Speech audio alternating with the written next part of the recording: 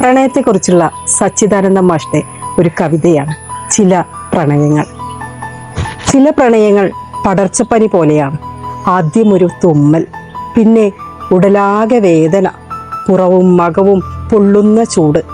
ദുഃഖങ്ങളുടെ ഒരാഴ്ചയ്ക്ക് ശേഷം അത് ശമിക്കുന്നു. നാം ഇപ്പോൾ മറവിയുടെ സ്വാസ്ഥ്യത്തിലാണ്. ചില പ്രണയങ്ങൾ വസൂരി പോലെയാണ്. പൊട്ടുന്നത് കുളിരോ കുരുവോ എന്നറിയാതെ നാം പരിഭ്രമിക്കുന്നു.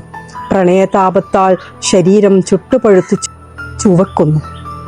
നാം അതിജീവിച്ചേക്കാം, പക്ഷേ പാടുകൾ ബാക്കിയാവുന്നു. ആയുസ് മുഴുവൻ ആ ഓർമ്മകൾ നാം ഉടലിൽ പേറുന്നു.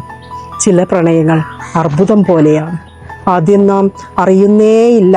വേദന തുടങ്ങുമ്പോഴേക്കും സമയം വൈകിയിരിക്കും. അവൾ മറ്റൊരാളുടേതായിരിക്കും. വൃഥാ പെരുകിയ ആ പ്രണയകോശത്തിനുള്ള മരുന്നുകൾ നമ്മെ കൃഷമതന്മാരാക്കും. അവഗണന ഫലിക്കാതാവുമ്പോൾ കത്തിവെക്കേണ്ടി വരും. പിന്നെ ഒരവയവം നഷ്ടപ്പെട്ടവരെ പോലെ നാം മരിച്ചു ജീവിക്കുന്നു. പിന്നെയും അത് പടരുമ്പോൾ ഒരു മരക്കൊമ്പിലോ പുഴയിലോ കിളരമേറിയ മട്ടുപ്പാവിലോ ഒരു കൊച്ചു കുപ്പിക്കുള്ളിലോ നിന്ന് കൃപാലുവായ മരണം നമ്മെ പ്രലോഭിപ്പിക്കുന്നു. പ്രണയം നമ്മെ അതിജീവിക്കുന്നു. ചില പ്രണയങ്ങൾ ഭ്രാന്ത് പോലെയാണ്. നാം മുഴുവനും ഭാവനയുടെ ലോകത്തിലാണ്. മറ്റേയാൾ അതറിയുന്നു പോലുമില്ല. നാം പിറുപിറുക്കുന്നു, പാടുന്നു, ഒറ്റയ്ക്ക് ചിരിക്കുന്നു, കലഹിക്കുന്നു, അലഞ്ഞു തിരിയുന്നു.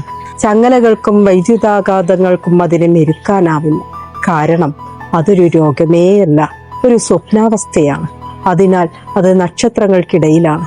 ഒരിക്കലും സാക്ഷാത്കരിക്കാനിടയില്ലാത്ത പ്രണയമാണ് ഏറ്റവും മനോഹരം. അത് അവസാനിക്കുന്നേയില്ല, രാധയുടേതുപോലെ. ഒരിക്കലും സാക്ഷാത്കരിക്കാനിടയില്ലാത്ത പ്രണയമാണ് ഏറ്റവും മനോഹരം. അത് അവസാനിക്കുന്നേയില്ല, രാധയുടെ പ്രണയം പോലെ. ഏവർക്കും സ്നേഹം.